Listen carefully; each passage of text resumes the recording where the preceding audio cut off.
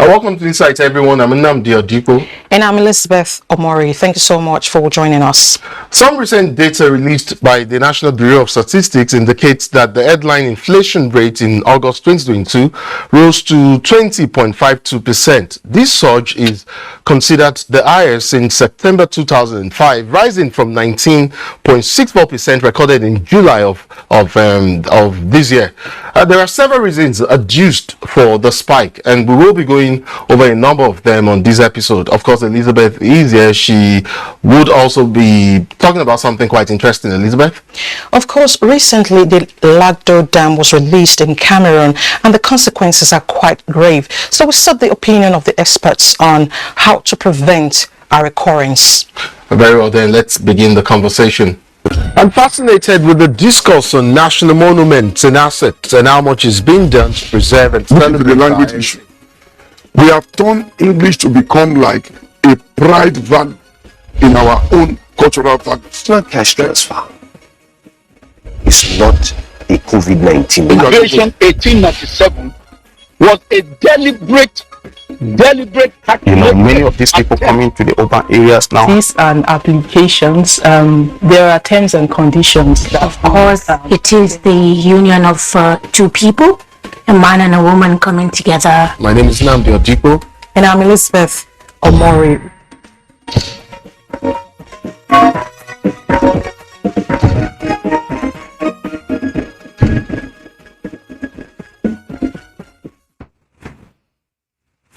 The National Bureau of Statistics is saying that the likely factors responsible for the increase in the annual inflation rate, that is a year-on-year basis, include a disruption in the supply of food products, an increase in import costs due to persistent currency depreciation, and general increase in the cost of production. I'll be going over some of these issues with my guest, Isa Aliyu Shatta, economist and VP, Konga Pay. Welcome to Inside, Aliyu Shatta. It's been a bit. Thank you very much. It's good to have you back. Great. Wonderful. Of course, Isa Aliyu Shatta is in Lagos. He's joining us via Zoom. I flipped through the NBS data, and according to the report, on a month-on-month basis, the urban inflation rate was 1.79% in August 2022. This shows a 0.03% decline compared to July 2022, which stood at 1.82%. But even within that context, there are still variations. And I'm talking about the differentials in urban-rural inflation rates, depending on the month. So I know there are countries in Africa worse than where Nigeria, maybe where we are currently, and maybe in other parts of the world. But a runaway inflation, or what they call hyperinflation, will spell doom for us economically. But not to make light of our rather dire situation, does it not seem like we are already at the point where there are distortions in economic decisions, even those concerning savings and investment? Well, not necessarily, but yes, those are key indicators and key factors that are actually mitigating against all of these dynamics that you've just spoken about. And if you want to drill down, compare the August 2022 inflation year on year compared to last year, 2021, you will see that there was an increase of 3.52%, when you compare year on year. If you drill down, just like you have also said, we have some states, who are actually floating on top. And sadly, those states are actually basically southern states. Right, Bayelsa, for instance, is part of those states. Rivers, for instance, is part of the states, and the states who have lower, percentage in terms of, inflation rate are actually also, funny enough, in the northwest. You have states like Zamfara, you have states like Katsina. Then you also have, surprisingly, states like Borno State, where you have large insurgency rate and all that. So in the northwest, where you ordinarily think we should also have that, if it is even marginal increase because of the activities of insecurity, banditry, and the rest. We are just seeing that, happening side by side. One can explain the reason why you see that hyperinflation. This inflation we are seeing is actually inflation that is not actually driven by the fiscal policy or by the monetary policy, but by circumstances that are geared, towards demand and supply. Circumstances that are geared towards supply chains, basically. And there is the ripple effect with what is happening globally, because even inflation rate is going higher. Across the world, exacerbated by the Ukraine Russia conflict, well, as per food inflation. Exactly. So, but if you look at it, drill down, you have the high increase in corn, in wheat, in gas. Drill down to Nigeria. This should be an advantage to us, because we are saying we want to push the agricultural sector and drive the agricultural sector to be export driven. But unfortunately, we are not able to actually flatten the curve or even meet the demand. Why? The reason is not far-fetched. I have mentioned insecurity earlier, right? There is a lot of people moving. There's this rural-urban drift, because people are no longer comfortable. They are no longer, secured or safe to farm. And when you have little hands involved in farming activities, there are ripple effects. Even those who are already in farming activities, we've heard on the news where farmers have to pay to gain access to their farm.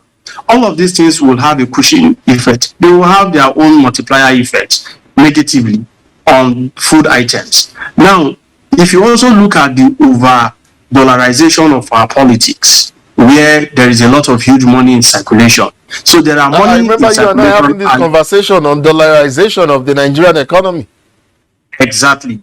And if you look at the money in circulation, especially during this period of the politics, where there were a lot of cash in circulation and all. So that can explain to you why we have a lot of, that percentage increase in urban area in the southern states, and you have lesser in the northern state. But then it's an amalgam of various issues. I mean, you've rightly pointed that out. It's quite fascinating, the variation and how intrinsic it is. And I mean, when you look at the variations between the urban and rural area, and you've mentioned a few states, so I would like to follow up on that line of thought. I don't know, but I'm sure you may have the report there with you. But let's look at the core inflation.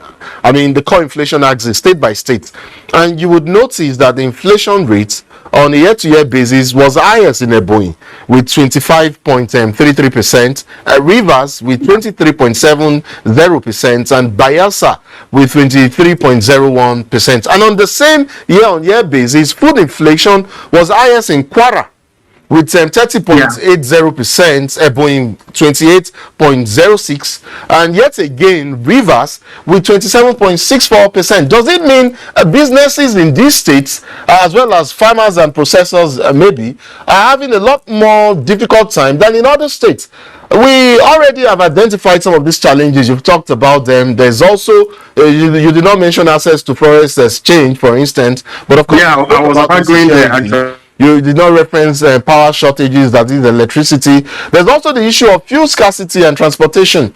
And let's not forget what happens with post-harvest losses arising from lack of adequate storage capacity. All of this. So my question really to you, Ali Shatta, is why do these states that I've mentioned earlier stand apart? And why are they the top notchers in the CPI for August? Yeah, the reason is not far-fetched. And I've mentioned some of the factors that have contributed to that hike or that increase in those states. If you look at it critically, there has been shortage of movement of, food items from the north to the south, right? And with a lot of insecurity that is happening, the tension that is happening around, the political, environment has also exacerbated the reason why we are having this disparity. And if you look at these states that you have also mentioned, yes, you want to ask how many economic activities are they actually into? What is the capacity? What is the capacity of their agricultural output compared to the north, for instance? So that gives you that that gives you the disparity where the demand and supply is not equal. So you have more demand than supply, and that will ordinarily jack up prices because you have shortage of items in circulation and few people can also have access to it. And a lot of people have also adjusted their purchasing power, because right now, when people have, paid for rent, they pay for those essential services that can, make their life, just to sustain their life, basically, to keep body and soul together. They also want to cut off unnecessary spending on luxury items, right? And that also gives them pressure to want to stock food items. But how many of them even have savings, to go into all of this? Majority of this, critical mass in the Nigerian population live on credit. And before you know it, when it's end of the month, they are either battling to settle their credit and with high interest rates again. So there's a lot of pressure. Well, and I know a lot of people also live on credits in the United States, in the UK, and other parts of Europe, some parts of Europe.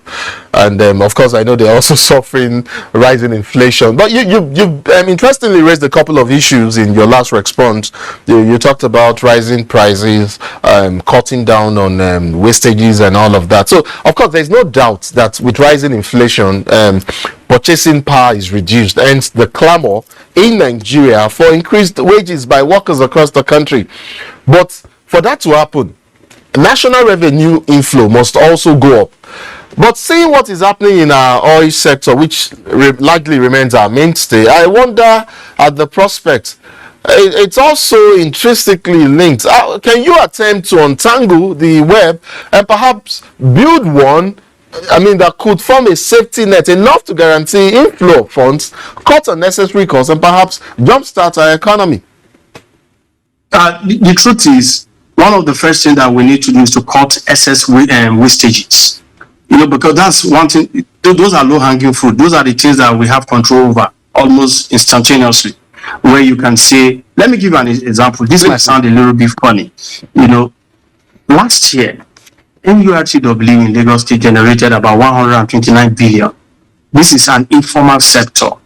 So if you look at that critical sector, which is the transportation sector, what can we do differently to harness the potential in this sector and ensure that those gains actually automatically count for tax, and the state or even the country at large can use it, in bettering the lives of people? This is just one of those aspects I think we can work on. We are talking about collecting tax in the informal sector. How well have we automated the process? If we have seriously automated the process, we would have gotten more gains in this sector. The next thing that we also need to look at is data.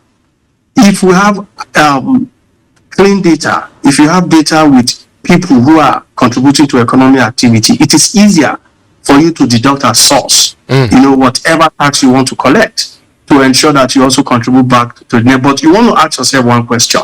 All of the tax that have been collected, or multiple taxation that has even happened, what impact have they actually had on the lives of those who are paying them? What economic impact have they had? Do we see clear-cut roadmap to say this is exactly what you want to do with what you are collecting versus what Alexander, sorry to jump in here, but I really like your take on this issue of taxation, seeing that in other climes there is the clamor for reduction in taxation. Here we have issues of multiple taxation. What really is the balance? How can we balance it at a time like this where we're experiencing rising inflation? Should we be having increases in tax, in whether it's VAT or whether it's direct income taxation? How do we balance it out there so that, yes, government does generate increased revenue for taxation, yet the people do not suffer under the strain of multiple taxation? Yeah, so that's exactly why I spoke about technology earlier, because if you have clean data-driven process, right? We have the joint tax force, right?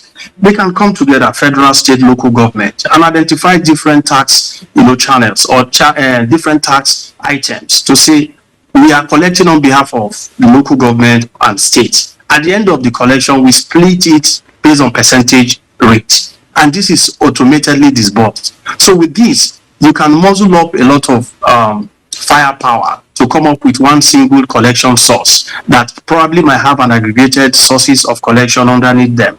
But it is clean because you have one data set that you are using to collect tax. So this reduces over-taxation processes and also gives everybody transparency and accountability with good audit trail for everybody to be able to know that, yes, what is being collected is evenly distributed.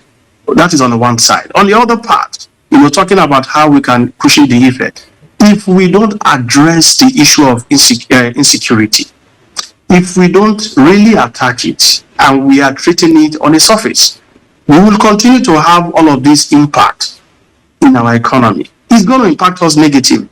So one of the major steps we need to take to ensure that we correct, what we are currently going through right now is to ensure that we address the issue of insecurity. It's a no-brainer. Once we are able to fix that aspect, people will now have confidence more to go back to farm. People cannot also do large-scale farming without fear, right? And that will immediately impact the economy because now we can also be export-driven. The war that Ukraine and Russia has created for us, created a market, but we are not taking advantage of that opportunity. Rather, this further exposes us to what we have been doing, which means we are largely consuming rather than producing. I mean, I've heard people talk a lot. I mean, I've heard people gone down that lane, and it's quite unfortunate that we are where we are. But, you are from the private sector. So, I mean, this is an issue that those of you in the private sector monitor. So, in lots of cases, companies like yours, I mean, that act swiftly to respond and reposition can turn inflation and disruption into value and emerge as winners. I mean, you've spoken to a lot of these. Why is it that it's difficult for a country like us, particularly, to perhaps go that lane as well, flip the disruptions caused by inflation and emerge as winners? I think basically it's willpower, right? The willpower to take first responsibility and secondly to execute. If you combine these two factors together, you will definitely get a positive result with whatever direction you want to take. But first, we need to be able to tell ourselves the truth, to say this is the challenge that we are facing. And these are steps that we have taken to ensure that we correct those challenges. And these are measures we have also put in place to ensure we measure our milestones, we measure the growth, we measure everything that we are doing based on the statistics that we get from MDS as well. So we sort of have a metrics to guide or to gauge the economy temperature to know that we are actually doing the right thing. But like I said, we need to stop talking. We need to start to execute. And until we begin to do that, one step at a time, we will always come back and talk in cycles. Very true. Very true. You know something. I think Nigeria's major and greatest source of capital revenue is its human resources. That is the brain capacity that we have here. Look, I mean, I know brain drain is happening. Okay, but isn't it time for us to play defense? I mean, there are export programs for produce and goods and all of that, but why are we not amplifying the subject of brain capital to earn foreign exchange from right here in Nigeria, rather than having some of our best brains jackpotting? I mean, I know this is possible. I mean, it's possible to work from here and earn FX to augment what is coming from our colleagues, the diaspora remittances. Yeah. Okay, so can you hear me? Yes, I can hear you. Please go ahead. I mean, the issue of capitalizing on our brain capital right from here, to earn FX at least. So you're talking about the sad syndrome of very quickly to Ali Shatta, we were actually out of time. Yeah, talking about the sad concept of Japarism is really disheartening that this brain drain is happening, because the truth is they are not only taking our brains out, they are taking our best brains out. And if you drill down, they are also taking more of our tech brains out.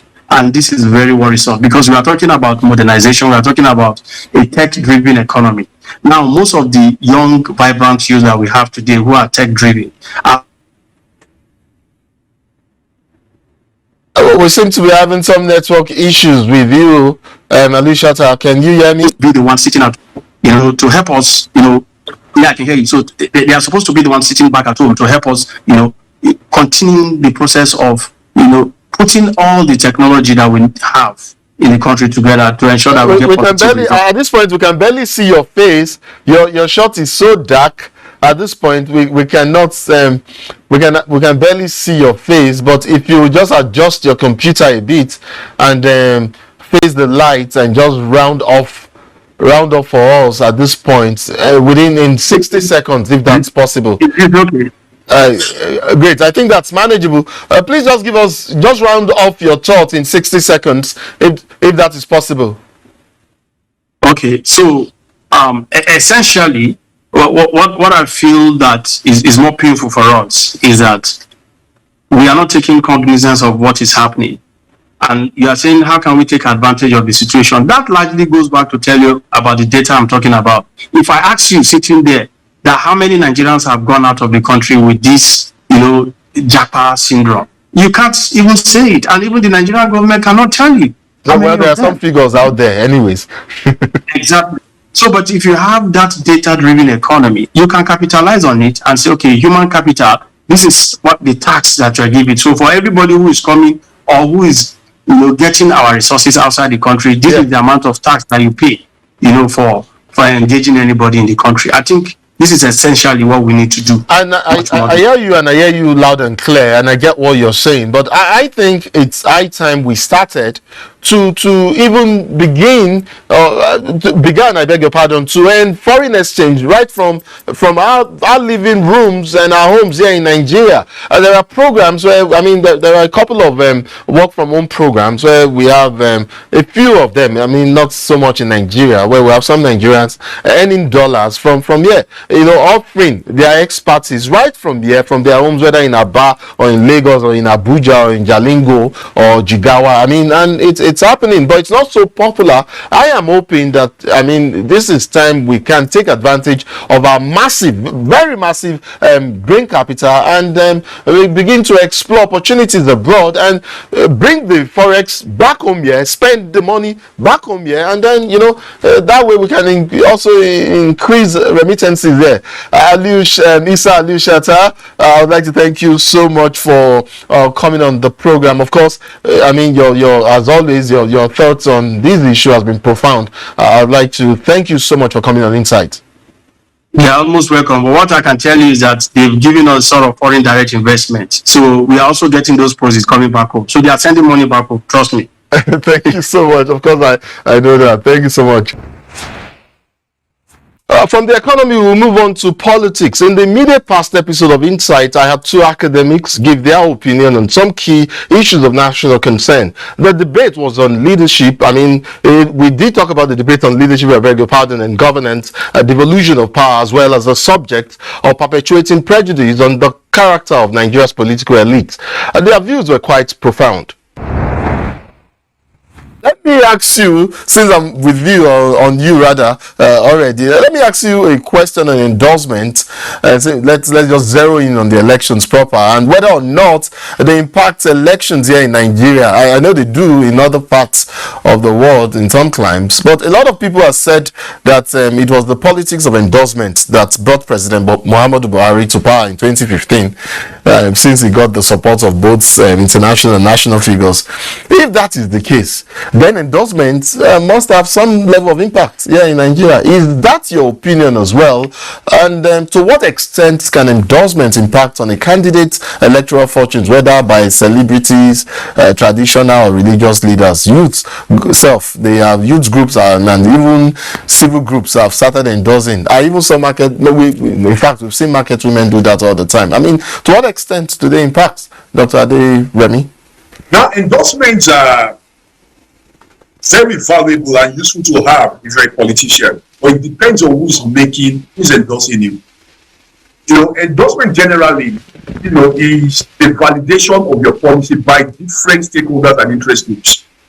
Okay, what they are saying is that, look, we have looked at your program, we have seen your personality, we have seen your whole profile, and our association aligns with you that you are the best candidate of all available, that will advance the cause of our interest group.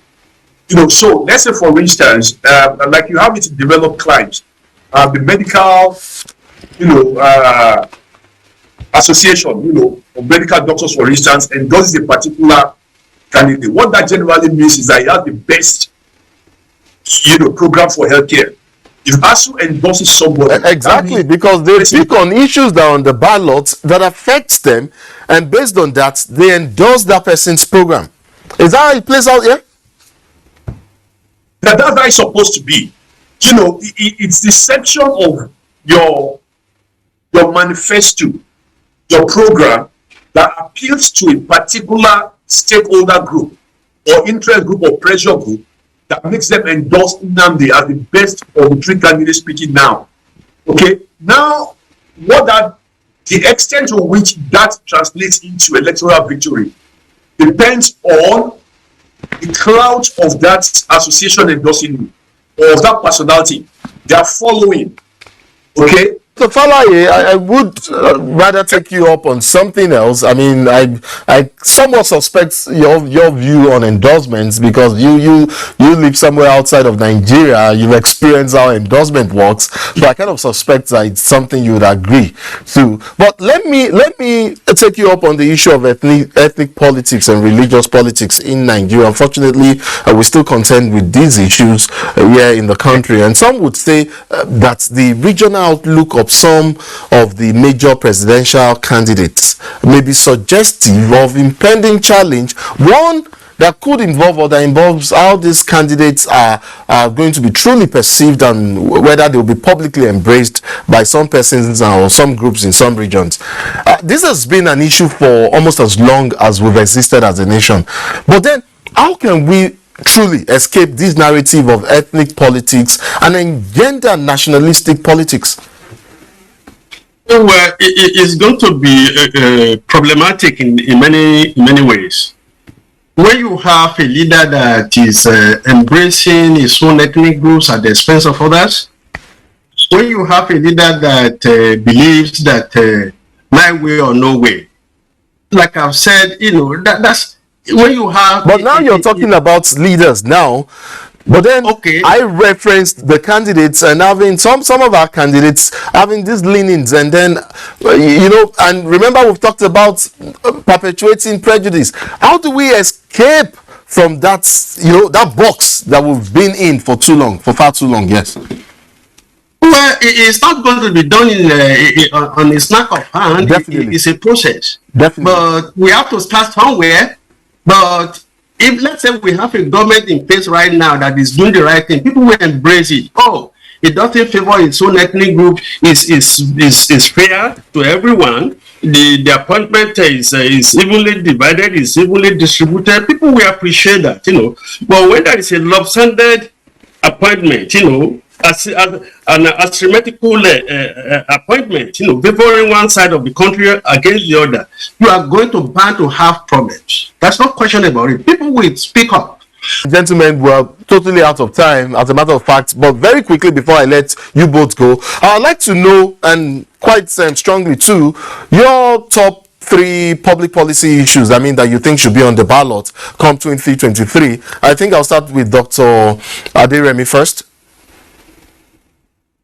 Well, I think the first thing, because you can't put something on nothing and expect it to stand, is to arbitrate, every, to the micro level, of biases, of sectionalism, that we have in this country. We must stop, first and foremost, to reckon with Nigeria in terms of religion, ethnicity, gender, abilities, and all of that. Once we have that, then for me, we can begin to talk. And by the way, if anybody tells you now that I'm going to come as president of Nigeria in 6 months, I'm going to do this, it is fraudulent to make those claims. There are fundamental issues that we need to address to be formed. You need to stabilize before you develop. It's a logical sequence. So I think we need to first and foremost begin the construction of a nation state that all Nigerians will feel a part of without discrimination. Secondly is security. Thirdly will be welfare of the people. We must have people popular, people-centered, popular, government-oriented policies. Great, fantastic. Those are your three policy points. Well, I mean that you think should be policy issues rather that you think should be on the ballot. Dr. Falai, firstly, I will say the nature of our federation, the federalism we have in the country. That's one. Because the nature of, when you have people are talking about amendment to the current 1999 constitution, they should not be talking about amendment to this current constitution. Okay. It should be tossed into the garbage. No, that is not true. You cannot say that, Dr. Falaye. I know you live in the United States, and I'm sure you're aware that even there in the United States, they've had to undergo constitutional amendments more times than Nigeria. Of course, because the democracy is older. If Nigeria is to move forward, we have to come to a conference table to discuss the future of our country. Is there a perfect constitution in any part of the world, Dr. Falaye? Is there a perfect constitution in any part of the world?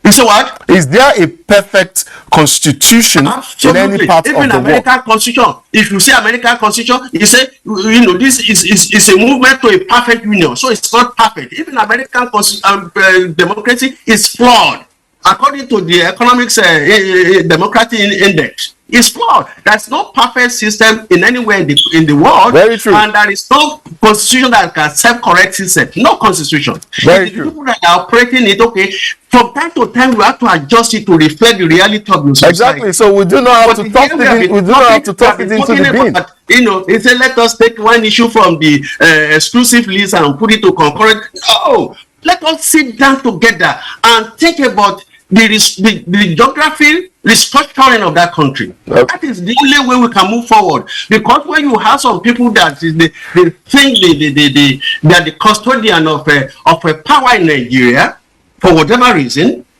it's not good. Dr. Fala, you've taken up all of your time for your 3 points. New group, leadership should not come from this part of the country. If we are all Nigerians, a minority should have the right, and people will to embrace him to become So, Dr. Falaye, let me help you make your submission. 1 is constitutional review or amendment. 2 is unity, and 3 maybe security. Thank you so much. From expert opinion, I would like to go to the court of public opinion and see what the people are saying on the same subject matter. Let's get a sense of what the public expects to hear from the candidate during the campaign. Let's get their reaction. As campaign begins, it's for them to come and tell us what they have for Nigerians. It's not for them to come and insult themselves. I want him to identify the issues plaguing the common Nigerians and to, discuss objectively, how they intend, to deal with those issues. Nigerian problems. Have you identified them? So what are the solutions? When you have problems, what are the likely solutions to those problems? You itemize it so that we know that you are coming with a solution. I can say, by next year or next week, I'll buy a Mercedes Benz for everybody resident in Abuja. It's a simple, police will not arrest me for making a statement. I have a right of speech. Is that also? I can say I would next week I will buy Mercedes Benz 450L for everybody resident in Abuja. That's what the people are doing. Anybody can make that statement. So if they are sincere, they should tell us how they want to buy the Mercedes. Where is the money? Do you have the money in the bank? How did you get the money? We need Nigeria, how they can improve what the youth solve their problems. In fact, unemployment is even not to go to school. There was this strike that's on school. It's affecting the youth. Many youths are just lavishing. There are issues of insecurity, fear of kidnapping, and the rest of them. They should try and, as much as possible, also to work on that. I want to educate the politicians. They should understand that running an election is equivalent to what? A job application. What I just have to say is that they should just try and stop fighting, and they just focus on PDP should focus on PDP and APC should focus on APC, and they should try and make Nigeria a better place because youth are suffering. Well, it's not just the PDP or the APC. I mean, it goes for all of the parties. I do have a guest joining me via Zoom to discuss some of what we've gleaned from this Vox Pop. Dr. Stephen Iroro Izu is a political economist and development expert. Welcome to Inside, Doc. It's been a bit. Yeah, it's my pleasure. Good evening, Nigerians. What are your some of your thoughts on some of these issues that members of the public are saying, going by some of what we just heard? Okay, thank you very much for having me. It is very clear that Nigerians today are more conscious than Nigerians before now.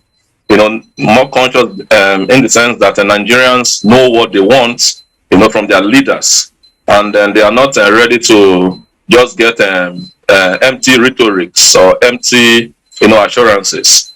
You know, so be that as it may, Nigerian political leaders to be, you know, those vying for the 2023 general elections at all levels, you know, must begin to, you know, to come up with tangible, you know, facts of what they want to do. You know, I've always argued that leadership goes beyond just the political aspect. We must look at the economics of leadership. Now, when leaders are only talking about politics, you know, it shows that you know, somehow, you know, some of them may be bereft of ideas. You know, so the economics of leadership must also be hammered on, you know, which translate to development.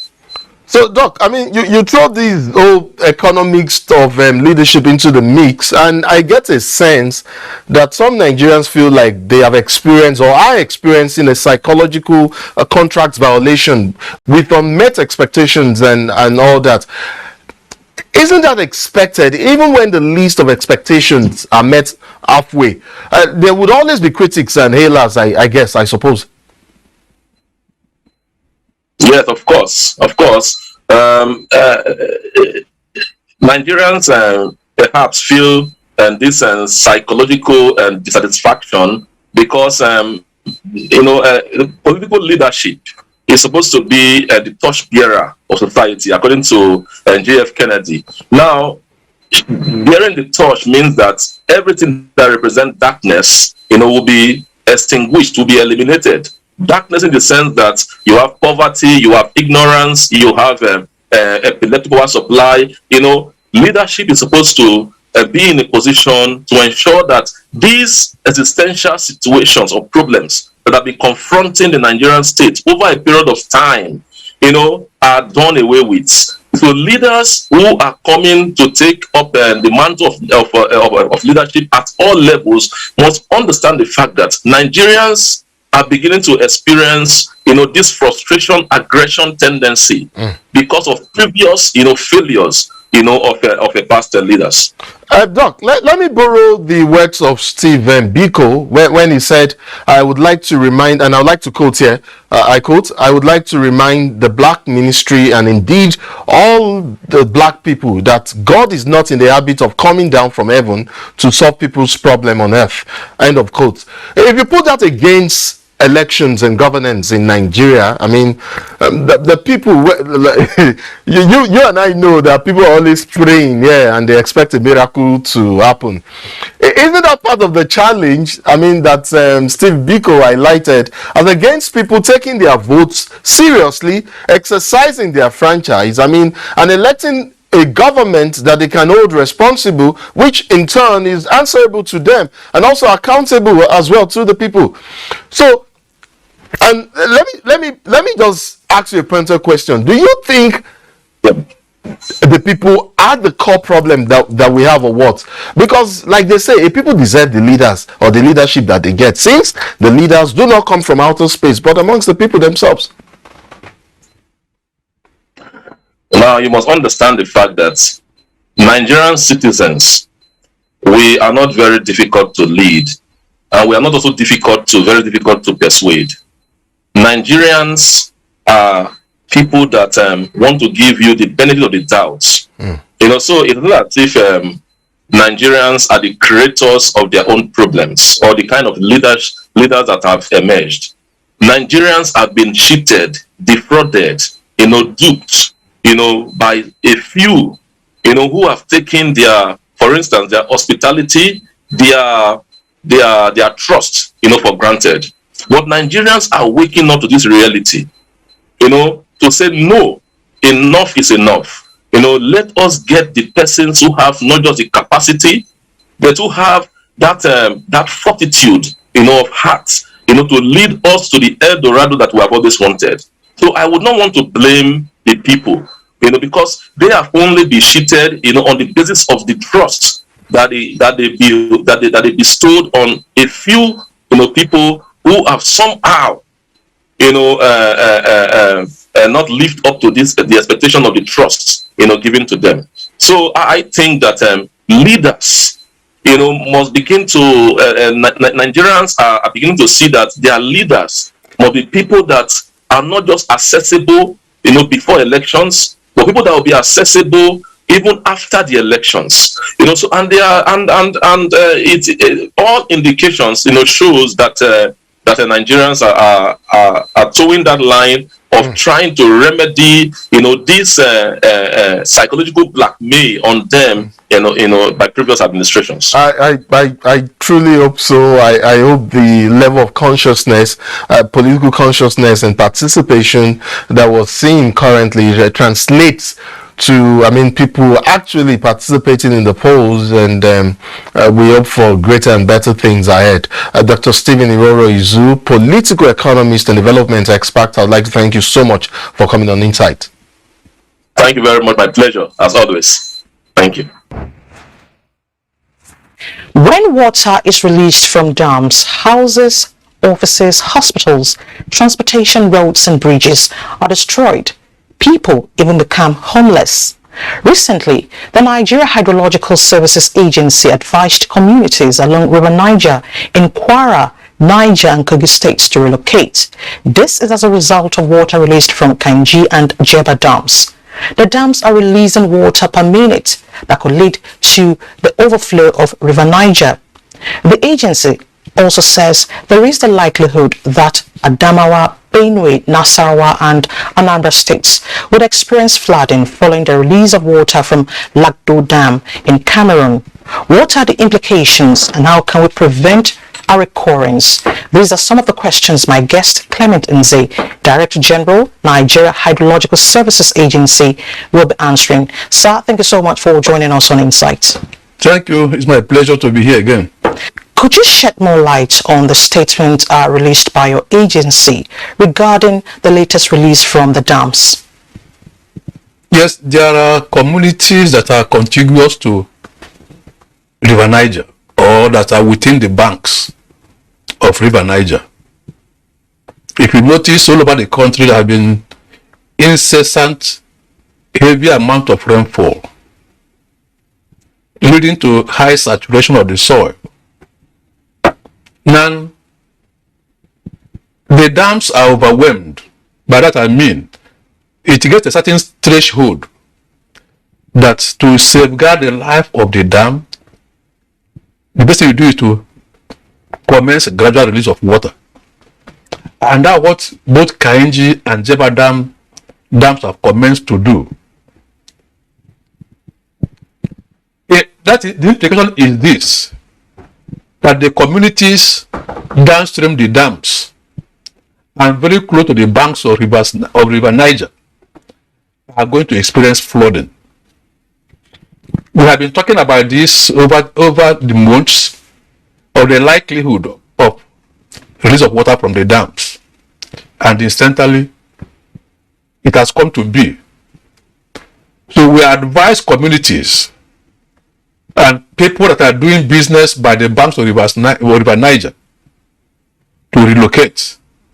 You can do that, and after some months, when the river must have receded, the flood level, you can go back to your business. But to save your life, we advise that these communities should relocate. The state governments, the state have been listed, the Niger, Kwara, and so on and so forth. They know themselves. They know the communities that are involved, even from our earlier prediction in the year. So the best to be done now is to relocate to higher grounds. So relocation is a key thing now. Yeah. Now, the release from Lagdo Dam seems to be causing more harm. How do we curb this practice? Because the implications are quite grave. And we understand that the Lagdo management do have a practice. That's been quite pathetic. You know, for quite some months I have been in contact with authorities in Cameroon. People that are in charge of the day-to-day run of the dams, of the Lagdo Dam, pleading with them to respect the letters of the Memorandum of Understanding signed by the two countries. I recall that in 2016, President Paul Biya was in Nigeria to meet with his Nigerian counterpart, His Excellency Muhammad Buhari, GCFR. They signed an MOU that in the event Cameroon must release water from Lagdo Dam, Nigeria should be notified ahead of time so as to evacuate their citizens by the banks of the Benue. Now, about 3 weeks ago, I called and sent text message. They are sure that whenever they are going to do release of water, they will notify Nigeria. Now, out of instinct, on the 14th of this September, I sent another message as a follow-up. Then I get a response that we commence the release of water yesterday, that being 13th, by 8:50 a.m. at the rate of 615 cubic meters per second. So from time to time, they don't notify Nigeria. As we speak, so many communities in Adamawa, Taraba, and Benue have been flooded. There's an immigration office at Urobok in Adamawa. That place has been taken over by flood. Go to Numan, go to Yola, and several other cities or communities within Taraba, Adamawa, and coming on to Benue. So they are fond of releasing water without informing Nigeria, breaching the content of the MOU signed by the two nations. All right, before we talk about measures to be taken to curb the impact of these releases, what would the Nigerian government be doing regarding the action of the Cameroonian Lagdo management? You see, in 2019, I was on another assignment outside Nigeria when I got a report from my officers in Yola that the dam, the river Nile Benue was overflowing. So many communities have been submerged. That was in October 2019. I called. They denied ever releasing water. Until much later, November 1, they told me that we opened our dam on October 10th and closed it October 31st, having 3 weeks of non-stop of release of water. Now, we took it up. The Honorable Minister of Water Resources, in the Adam, wrote a letter to the Minister of Foreign Affairs in Nigeria with necessary documents relating to the MOU signed and requesting that he takes it up with his Cameroonian counterparts for breaching the understanding between the two nations. That one is being addressed. Why do you release water? Why do you breach the content of the MOU signed by the two nations? So that one has been enforced. And you try to work it out and see why such a thing should be done. Affected persons have been directed to leave their houses. What do we have plans for these persons? NEMA is already at work. They have the offices within those areas, within the state, and also working in tandem with the state emergency management agencies to see to what should be done to relocate affected people. Even though some of them may not want to do that, to be relocated, but NEMA is doing its best in that regard. Oh, of course, the rains would always come every year. But is there a permanent solution to this issue? Because people lose their lives every day to flooding, their property, some lose their jobs, their livelihood. Could there be a permanent solution to it? You see, It's a natural phenomenon. Yes, we talk about climate change and so on and so forth, that we cannot stop flooding, but we can reduce this negative impact on us by taking necessary measures. If we know that there are certain period of the year that this flood will occur, certain measures need to be taken ahead of time. There are structures that need to be constructed by governments. I keep talking about the sub-national, we have the state government. The measures that the state government should have taken have been given advisories ahead of time to build some structures, barriers in some locations in their states that will release the flood that normally occurs. Talk about cleaning up your drainages, building drainages where they don't exist at all, and then taking the bull by the horn by removing structures that individuals have built within the floodplains. But we keep advocating the issue of taking the people away from those areas, and even individuals on their own to take their own responsibility for themselves to move away from the flood-prone areas before the flood comes.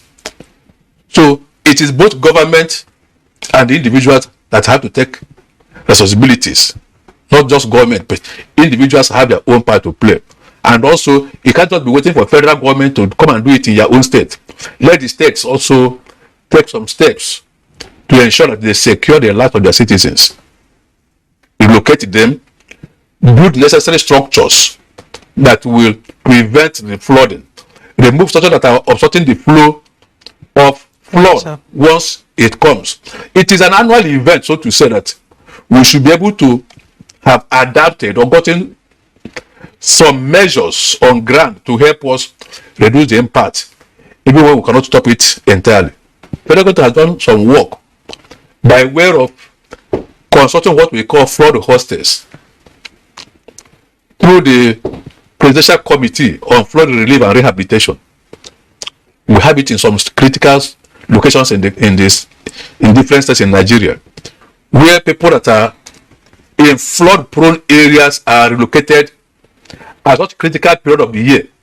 They go there, they have their normal life there, because facilities are already provided. You have clinic, you have water, you have, like a hostel in the secondary school, kitchen where you can cook, stay there for some months, maybe 2 months or 3, depending on the severity.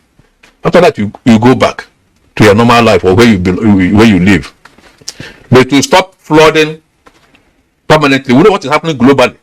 Although this is I said the worst case scenario, what happened in Karachi, in Pakistan, where thousands of people lost their lives. Clement Nze, Director General, Nigeria Hydrological Services Agency. Sir, we want to thank you so much for sharing tips with us on this segment. Thank you so much. My pleasure to have been here. Thank you very much. Thank you.